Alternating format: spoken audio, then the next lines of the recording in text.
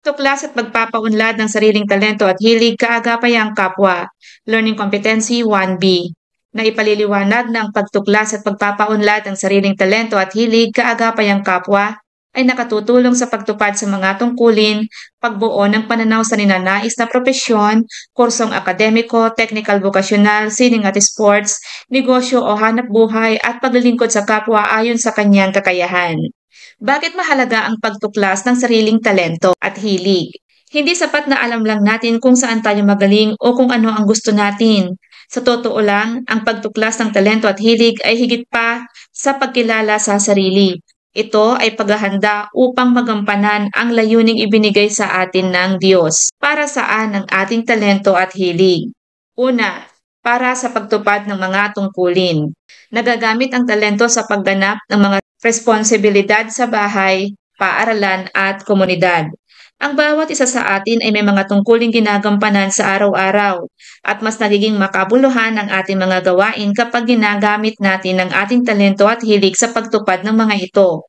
Kapag ginagamit natin ang ating kakayahan, mas nagiging maayos, magaan at kapaki-pakinabang ang resulta. Halimbawa, kung magaling kang umawit, maaari kang tumulong sa mga programa sa paaralan, gaya ng pagkanta sa buwan ng wika o Foundation Day, para magbigay ng inspirasyon sa mga manunood. Kung mahilig ka naman sa pagluluto, maaari mo itong gamitin upang tulungan si nanay sa paghahanda ng pagkain, upang mapagaan ang kanyang trabaho at mapasaya ang mga kakain ng niluto mo. Kung mahilig ka naman sa pagtulong sa gawaing bahay, magagamit mo rin ito sa pag-aalaga sa mga kapatid o pagtulong sa mga gawaing pangkomunidad tulad ng clean-up drive. Mahalagang tandaan na ang paggamit ng talento ay paraan ng pagiging mabuting katiwala ng kaloob ng Diyos. Ang bawat talento ay isang biyayang ipinagkatiwala ng Diyos. Ibig sabihin, hindi ito dapat itago o hayaang masayang, kundi gamitin natin ng may pananagutan. Halimbawa, kung mahusay ka sa math, tapos tinuturuan mo ng walang kapalit ang mga kamag-aral mong hirap sa asignaturang ito, o kaya ay magaling ka sa pagtugtog at tinuturuan mo ang mga kapwa mo kabataan sa simbahan para makatugtog din sila sa misa, ay nagiging mabuting katiwala ka sa mga talentong ibinigay ng Diyos. Kahit sa simpleng mga paraan, nagiging daan ka upang mapabuti ang kapwa. Pangalawa, ang ating mga talento at hilig ay para sa pagbuo ng pananaw sa ninanais na propesyon. Ang talento at hilig ay gabay sa pagpili ng kurso o propesyon. Kapag alam natin kung ano ang gusto at kaya natin gawin, mas malinaw ang magiging direksyon natin sa hinaharap. Ang talento at hilig ay parang ilaw na gumagabay sa landas patungo sa kursong akademiko, technical, vocational, sining at sports o negosyo. Ibig sabihin, ang hilig at talento natin ay mainam na gawin nating basihan sa pagpili ng ating kurso o karir sa hinaharap. Halimbawa, kung mahilig kang mag-alaga ng hayop, maaaring piliin mo ang kursong veterinary medicine. Kung hilig mo naman ang pagtuturo at pakikipag-ugnayan sa tao, maaari kang maging guro o counselor.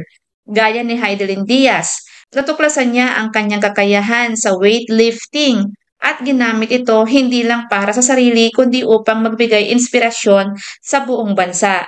Maliban sa siya ay nag-e-enjoy sa kanyang ginagawa, ay nagagamit niya pa sa paghahanap buhay.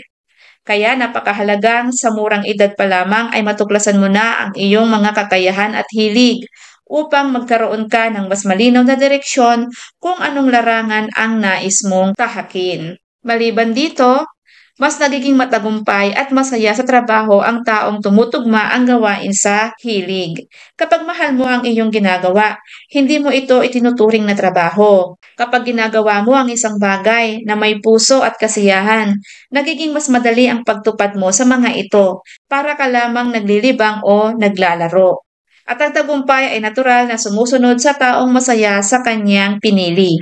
Gaya na lamang ni Chef Boy Logro. Dahil sa kanyang hilig sa pagluluto, pinagsikapan niyang paghusayin ito. Sa kalaunan, naging sikat siyang chef at guro sa larangan ng culinary arts. Kung hindi niya sinunod ang kanyang hilig, marahil hindi niya mararanasan ang tagumpay na mayroon siya ngayon. Kaya ikaw bilang estudyante, kung hilig mong magdisenyo o gumuhit, Maaari mong sundan ito sa kursong architecture o graphic design o kapag magaling kang magpaliwanag, bagay sa iyo ang maging isang guro. Kapag ang iyong propesyon ay tumutugma sa iyong hilig, magiging mas masigla at makabuluhan ang iyong buhay. Pangatlo, ang ating mga hilig at talento ay para sa paglilingkod sa kapwa ayon sa kakayahan.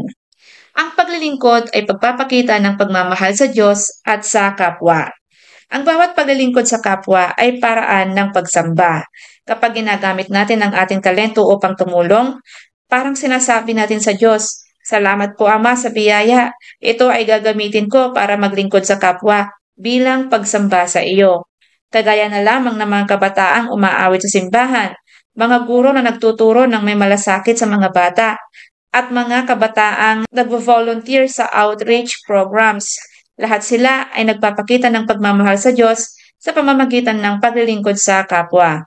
Kaya kapag ginagamit mo ang iyong talento sa pagtulong sa kapwa, nagiging kasangkapan ka ng Diyos upang magdala ng pag-asa, inspirasyon at liwanag sa iba. Maraming tao ang nagiging matagumpay sa karera, ngunit ang tunay na tagumpay ay makikita sa mga taong ginagamit ang kanilang kakayahan para maglingkod sa Diyos at kapwa. Tandaan, maliit man o malaki, ang talento ay maaaring maging daan sa kabutihan. Maging anong talento man ang ibinigay sa iyo, sa pagkanta, pagsayaw, pagsulat, o pagtulong, lahat ay maaaring maging instrumento ng kabutihan kapag ginamit ng may kababaang loob. Konklusyon ng aralin. Ang talento at hilig ay regalo ng Diyos upang tuklasin, pagyamanin at ibahagi sa iba. Kapag ginagamit natin ang ating kakayahan sa pagtupad ng tungkulin, paghandaan ng hinaharap, at maglingkod sa kapwa, nagiging mas makabuluhan ang ating buhay. Maliit man o malaki ang talento, nagdudulot ito ng liwanag kapag ginamit ng may pagmamahal at kabutihan. Sa bawat hakbang ng ating pag-unlad, kasama natin ang Diyos at ang kapwa sa pag-abot ng tunay na tagumpay. Maraming salamat sa pakikinig at panonood. Kung nakatulong sa iyo ang video lesson na ito, paki-like, subscribe at pindutin na rin ang notification bell. Hanggang sa muli, paalam!